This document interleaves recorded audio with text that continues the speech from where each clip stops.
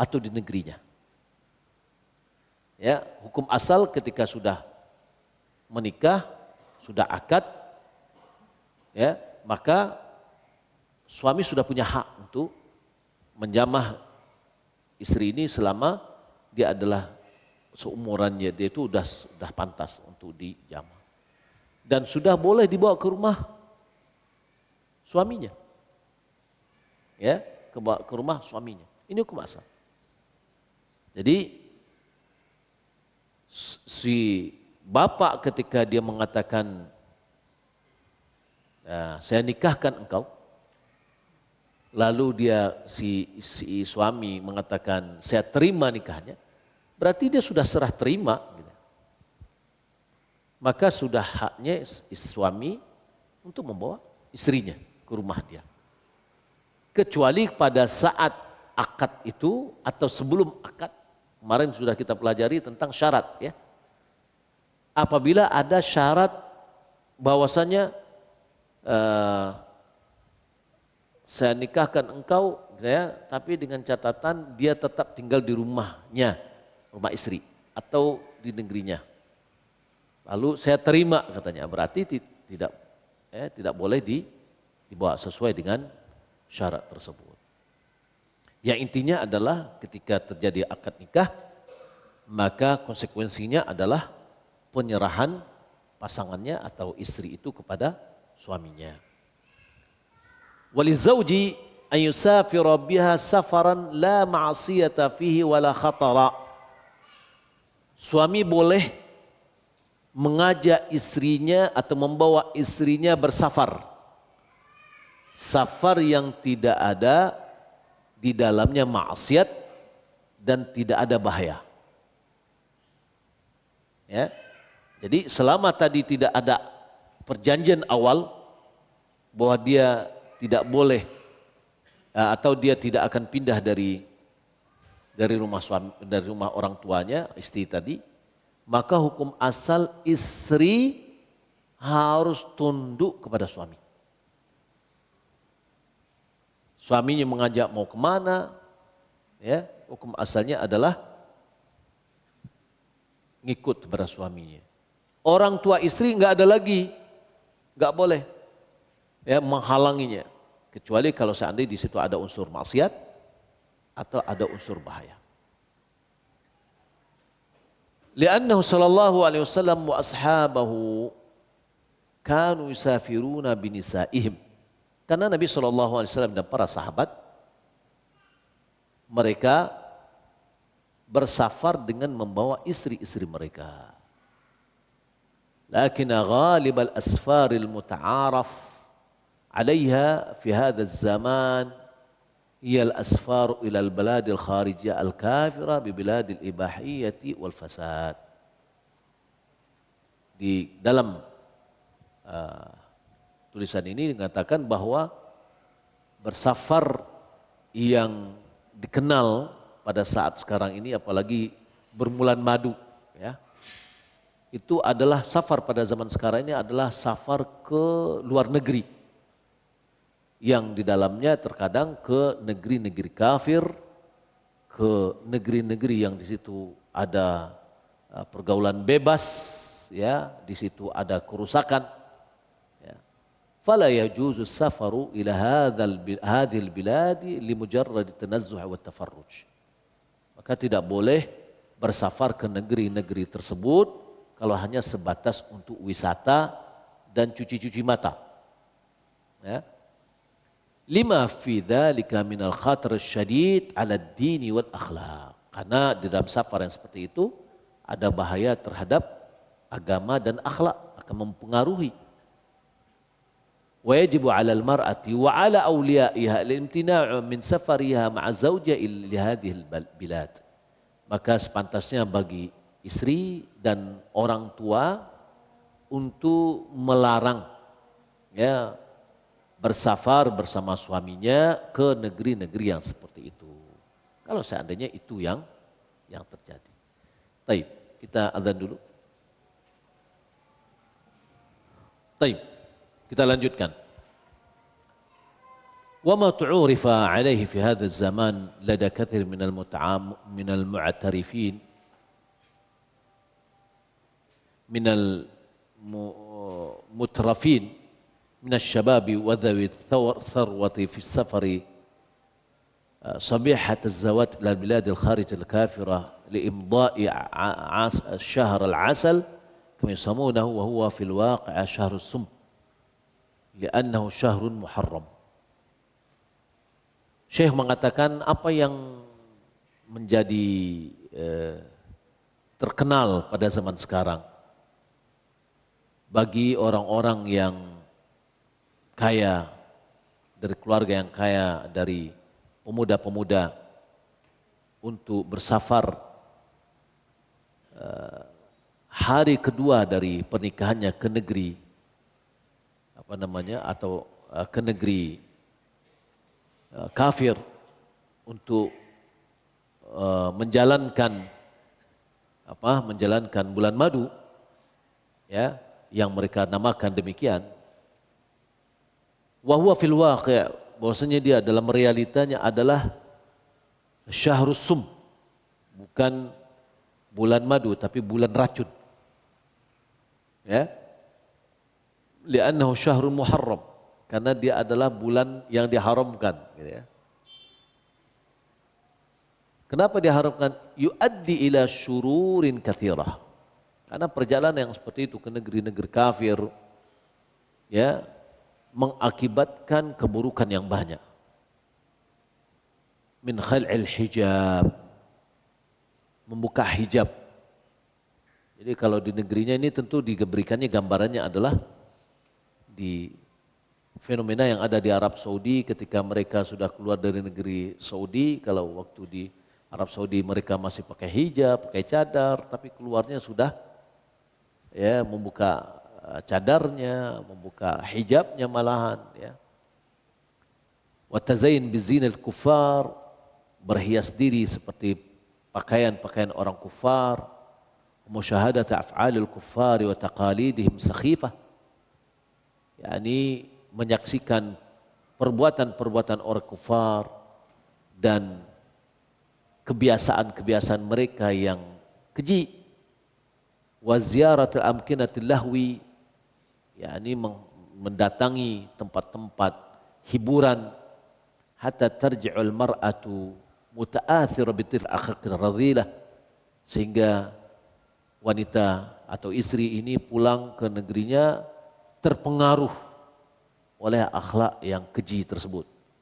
Zahidatan bi akhlaqil mujtama'in al-muslim, malahan setelah itu merasa menjadi kurang dengan akhlak masyarakat kita yang muslim. Fa inna hadha safar haramun syadidut tahrim. Perjalanan yang seperti ini, safar seperti ini adalah haram yang bersangatan keharamannya. Yajibul akhdhu an yadi murtakibih, harus diambil tindakan kepada pelakunya. Wa man'uhum minhu, dan melarang mereka dari perbuatan tersebut. Wa yajibu ala awliya'il mar'ati man'uha min dzaka safar. Para orang tua dari wanita, ya, yang istri, wajib melarang anaknya dari safar tersebut. Wa takhlisuha min hadzal zawjil mustahtir, ya, adalah dia berupaya untuk, ya, membebaskannya dari suami yang seperti itu, ya. Li'annaha amanatu fi anaqihim, karena anak-anak, yakni wanita-wanita itu adalah amanat kepada orang tua, yang diembankan pada orang tua. Walau radiyat hiya bihi, walaupun anak tadi yang sudah menjadi istri dari suaminya ridha dengan perbuatan tersebut, fa innaha qasiratun nadhri li nafsiha, karena wanita itu, yakni anak itu, sangat pendek sekali pandangannya terhadap dirinya.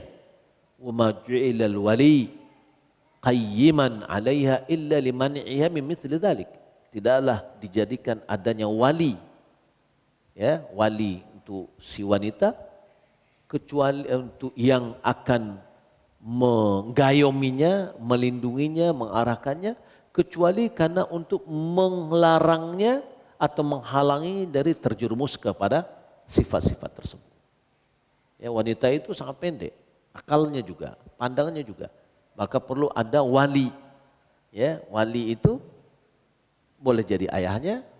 Kalau ayah tidak ada, nanti boleh jadi pamannya. Ya, karena dia akan berupaya untuk memberikan perlindungan, penjagaan, dan memberikan yang terbaik kepada yang menjadi tanggung jawabnya. Wa yahrumu 'ala az-zawji wat'u zawjatihi hala haidha. Hal-hal yang berhubungan tadi dengan pergaulan dengan istri, haram terhadap suami untuk menggauli istrinya pada saat istrinya haid. Tidak boleh menggauli, yang ini maksudnya adalah berhubungan intim dengan istri pada saat dia haid. Ya qauli ta'ala, karena Allah Subhanahu wa taala berfirman, "Wa yas'alunaka 'anil mahid." Mereka bertanya tentang haid. Qul huwa adza. Katakan bahwasanya haid itu adalah kotoran. Fa'tazilun nisaa fil mahid. Jauhilah istri pada saat dia haid. Yakni jangan digauli. Bukan jangan jauhilah, diusir dari rumah, enggak. Diusir dia dari kamar, tidak. Tapi ya tidak digauli intim. Wala taqrabuhunna hatta yathur. Jangan dekat-dekati dia sampai dia suci. Fa in tatahanna fa'tuhunna min haitsu amarakumullah. Jika istri sudah suci, maka datanglah istri itu dari hal yang diperintahkan oleh Allah Subhanahu wa taala kepadamu. Innallaha yuhibbut tawwabin wa yuhibbul mutatahhirin. Allah mencintai orang yang bertaubat dan orang yang mensucikan diri. Ya. Jadi kalau begitu pada saat istri haid, apa yang bisa yang dilakukan? Boleh muasyarah. Ya. Artinya kata Nabi SAW, if'alu kulli syai' illa nikah. Lakukanlah semuanya kecuali nikah. Maksudnya adalah hubungan intim. Ya. Selain dari itu boleh. Walizawji ijbaru zawjatihi ala izalati wasakhin wa akhdhi ma tu'afuhu nafsu min sya'rin yajuzu akhdhu wa dhufrin wa man'uha min akli ma lahu ra'ihatun karihatun li'anna dhalika yunaffiruhu anha. Suami boleh memaksa istrinya untuk menghilangkan hal-hal yang bersifat kotor. Ya. Istrinya kurang suka mandi, bisa dia suaminya memaksa dia untuk mandi. Ya. Atau menghilang sesuatu yang menjadi kotor, ya. Wa akhdhi ma tu'afahu nafsu min sya'rin, atau menghilangkan apa yang jiwa tidak senang atau perasaan tidak menjadi senang, ya, tidak berkenan, seperti bulu-buluan atau rambut, bulu ketiaknya atau apa gitu, ya, harus dia boleh dia menyuruh, ya. Wa yajuzu akhdhu wa dhufrin, ya, boleh mengambil, yakni menghilangkan, kemudian juga kukunya, ya. Wa man'uha min akli ma lahu raihatun karihah. Boleh suami itu melarang istrinya untuk memakan makanan yang memiliki bau yang tidak enak. Ya. Istri sangat suka dengan petai misalkan, ya. Suaminya boleh melarang, enggak boleh makan petai. Enggak boleh makan jariang misalkan, kayak ya, li'anna dzalika yunaffiruhu anha, karena bau-bau yang tidak enak itu akan menjadikan suami tidak senang mendekatinya. Pasti enggak nyaman dia, akan menjauhi. Wa yajburuha ala ghasli najasatin wa ada'i wajibin kas salatil khams. suami boleh memaksa istri untuk menghilangkan najis. Ya, ya mana tahu ada. Maaf ya, orang barat itu kadang-kadang kalau enggak bersih seperti ya muslim. Muslim bagaimana maaf kalau istinjanya bersih dengan air. Kalau orang barat kadang ya Allah musta'an. Islam ini luar biasa. Sempurnakan, Allah menyempurnakannya. Orang Yahudi mengatakan Nabiyukum, dikatakannya kepada siapa? Kepada Salman Al-Farisi. Nabiyukum 'allamakum kulla syai' hatta al-qira'ah. Nabi kalian mengajarkan segala sesuatu sampai cara buang air. Kata Salman Al-Farisi, "Na'am, bala. Nabiyuna 'allama kulla syai'." Nabi kami mengajarkan segala sesuatu. Ya, hatta al-qira'ah qad nahana an nastanji, nahana an nabul, nahana an nastaqbil al-qiblah fi baulid aw ghaitin. Kami dilarang untuk menghadap ke kiblat waktu kencing atau buang air besar. Wa nahana an nastanjiya bil yamin. Nabi sudah melarang kami untuk beristinja dengan tangan kanan. Wa nahana an nastanjiya aqall min 3 ahjar. Nabi telah melarang kami untuk beristinja dengan batu kurang dari 3. Ya? Agama apa yang ada untuk begitu rinci? Ini masalah buang air. Apalagi masalah ketuhanan, masalah tauhid, ya. Baik. Wa adai wajibin. Boleh suami memaksa istrinya untuk menunaikan hal-hal yang diwajibkan. Kasalawatul khams, salat 5 waktu.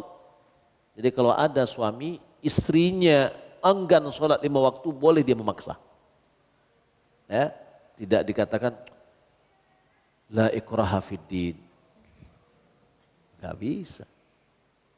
La ikraha fid din itu maksudnya dari orang di luar agama Islam masuk agama Islam, tidak ada pemaksaan. Tapi kalau dia muslim, dia muslimah, harus mengikuti ajaran agama Islam. Apalagi Allah Subhanahu wa taala mengatakan, ya ayyuhalladzina amanu qu anfusakum wa ahlikum nara. Ya, wahai orang beriman, jagalah dirimu dan keluargamu dari api neraka. Di antara menjaganya dari api neraka adalah memaksanya untuk sholat 5 waktu. Kenapa? Masalakukum fi saqar. Apa yang menyebabkanmu masuk ke dalam api neraka saqar? Qalu lam nakum minal musallin. Ya, mereka mengatakan kami tidak termasuk orang yang mengerjakan sholat dahulu. Baik. Falau imtana'at min adaiha alzamaha bidzalika wa addabaha. Kalau dia enggan untuk menunaikan yang wajib tadi atau sholat, maka hendaklah dia memaksanya, ya, dan mendidiknya. Addabaha ini dengan artian bisa bolehkan berikan hukuman, ya, memberikan hukuman. Wa in sallat wa illa harumat alaihi al-iqamatu ma'aha. Kalau dia salat alhamdulillah, kalau tidak maka haram baginya untuk hidup bersamanya. Ini tentu ya, kalau kita lihat dalam sikap ini terjadi perbedaan pandang ulama di dalam masalah bagaimana status orang yang meninggalkan sholat. Ya, status orang meninggalkan sholat. Wa kadza alaihi ijbaruha ala tarkil muharramat wa ijtinabiha. Begitu juga suami boleh memaksa istrinya untuk meninggalkan hal-hal yang haram, ya, dan menjauhinya. Liqauli ta'ala, karena Allah Subhanahu mengatakan ar-rijalu qawwamuna 'alan nisa bima faddalallahu ba'dahum 'ala ba'din. Laki-laki itu adalah qawwamun.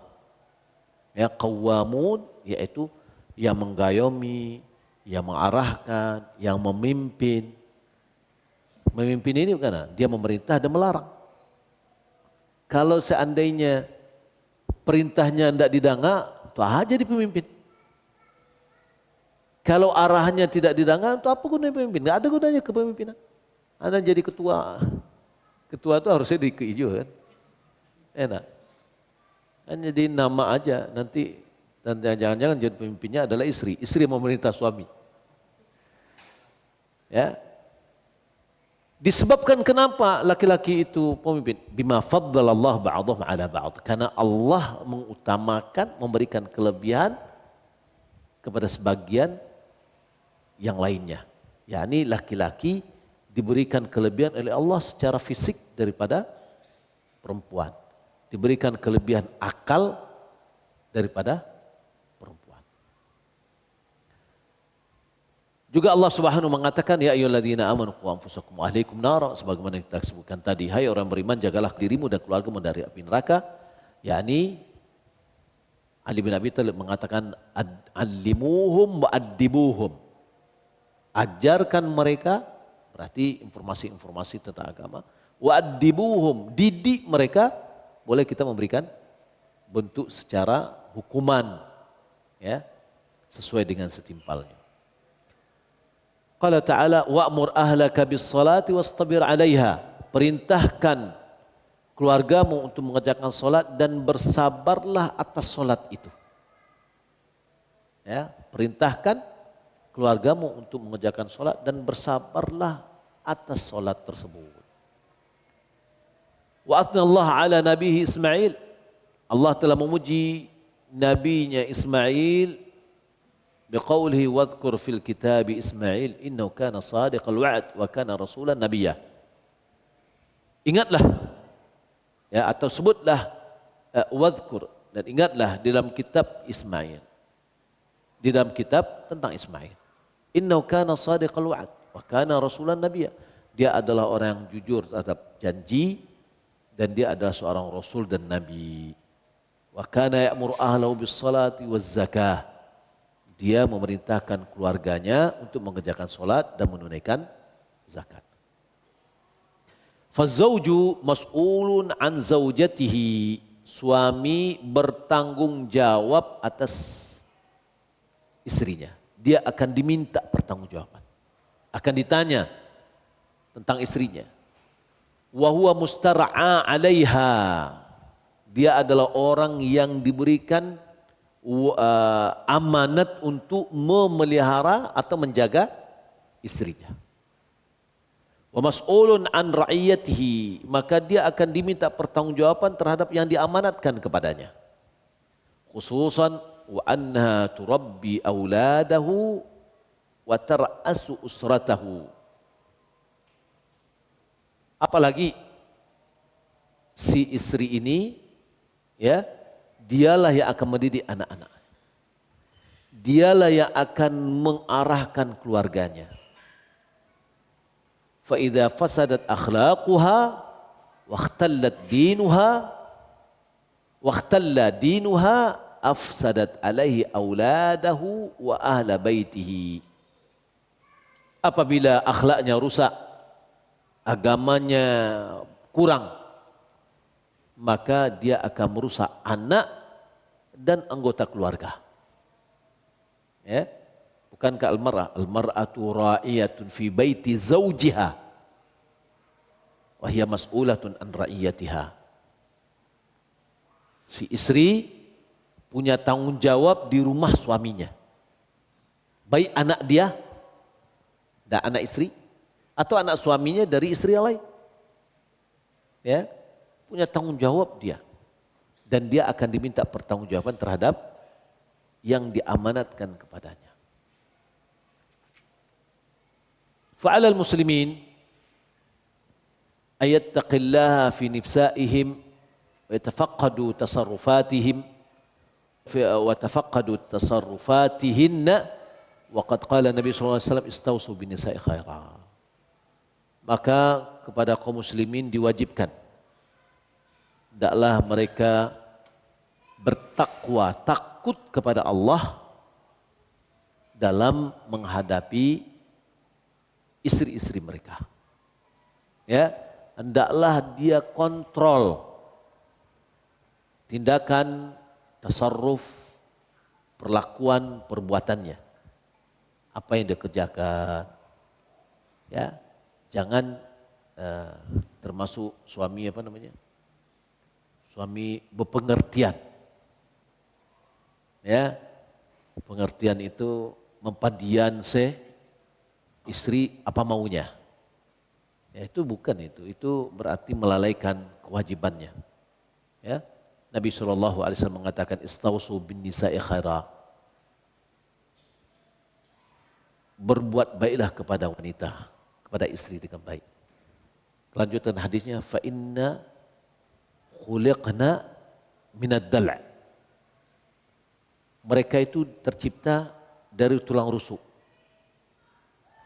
Fa inna a'waja minal dal'i a'laha. Yang paling bengkok dari tulang rusuk itu adalah yang paling atas. Idza qumta tuqimuha, jika kamu ingin meluruskannya, kasartaha, dipaksa dia lurus, patah dia. Wa in taraktaha lam yazal a'waj, kalau dibiarkan dia tetap juga bengkok. Maka oleh karena wastausu bin nisa'i khair, ya, maka gaulah istri itu dengan cara yang baik. Apa maknanya jika kamu meluruskannya akan patah? Ya, mentalaknya. Dipaksa terjadi talak. Tapi kalau dibiarkan, ya tetap juga dia bongkok. Jadi dalam hadis yang lain kata Nabi SAW mengatakan, fadariha ta'ish biha. Bersiasatlah dengannya. Kalian akan bisa hidup dengan baik dengannya. Ya, ada tula ansuah. Ya, dalam bergaul dengan istri. Taib. Kayaknya kalau kita selesaikan butuh waktu yang panjang. Ya. Taib, kita cukupkan sampai di sini dulu. Ya. Mudah-mudahan bermanfaat. Kita lihat kalau seandainya ada yang mau bertanya. Bagaimana status dari pernikahan yang diawali dari paksaan bahkan sampai diguna-guna, Ustaz? Di embriologisnya pun juga dipaksa. Dan bagaimana nasib dari sang anak, Ustaz? Karena sang istri sampai saat ini tidak ridha dan bahkan dulu ketika mengandung sempat berpikir ingin gugurkan kandungan itu. Apakah sang istri termasuk pada golongan durhaka dan diancam neraka? Minta nasihat untuk sang istri agar bisa memaafkan, menerima dan berdamai dengan hadirnya sang anak. Karena adanya faktor dari sang istri ini yang belum siap untuk menikah dan punya anak. Tapi waktu itu orang tua dan suaminya memaksa untuk melakukan segala cara agar sang istri mau menikah. Taib. Yang pertama, kehidupan kita ini tidak lepas dari apa yang ditakdirkan oleh Allah.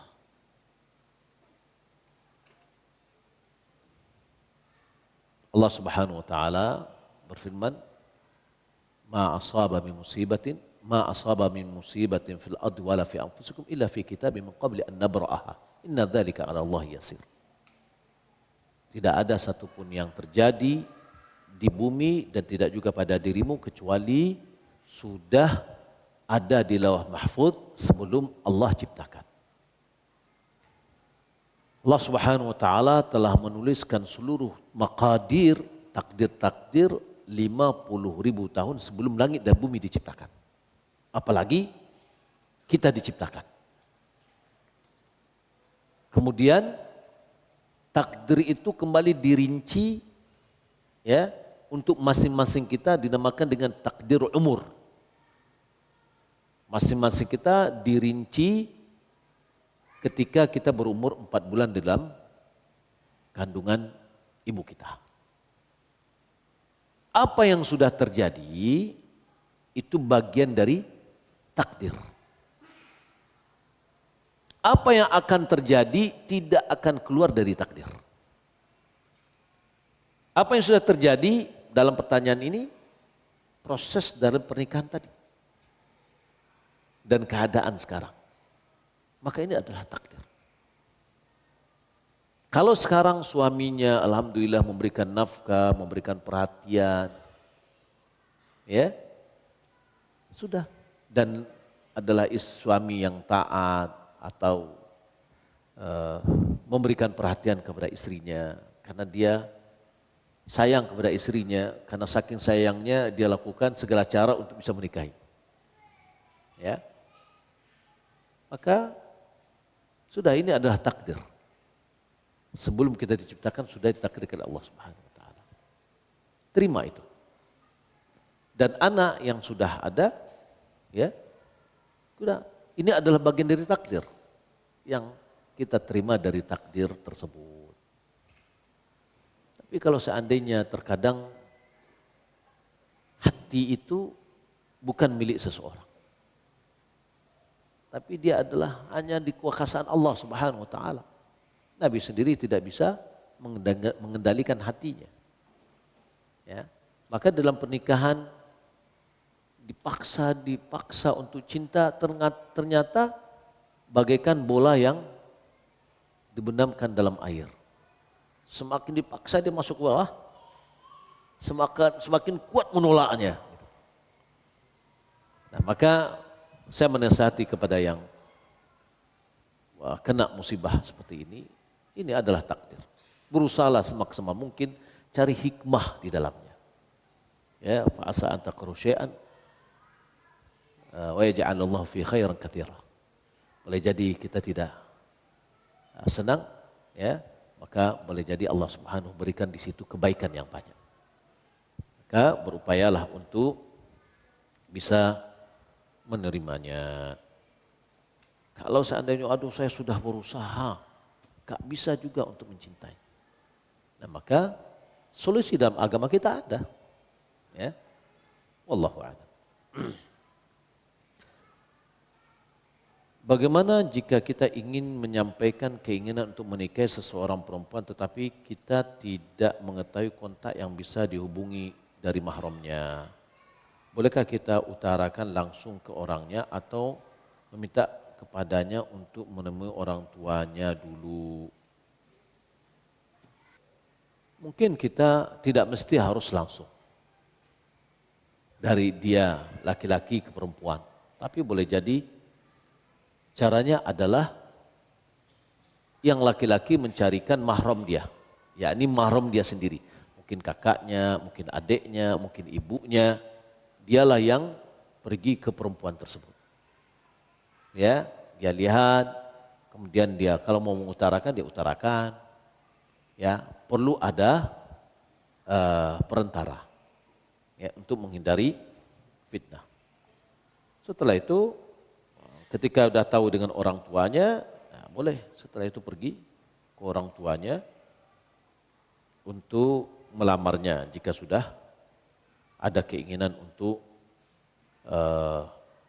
menikahinya. Sampai kapankah kita diwajibkan menafkahi istri, Ustadz, karena kita mendekati masa pensiun dan PHK? Sampai mati. Kalau mati nggak ada lagi kewajiban untuk menafkahi, ya, istri. Ya, jadi pensiun. Bagaimana orang yang tidak pernah pegawai gimana?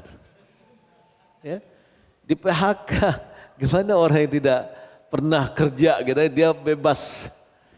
Jadi kewajiban itu tidak terkait dengan instansi yang kita bekerja, ya. Tapi rezeki itu sudah ditetapkan oleh Allah Subhanahu wa taala.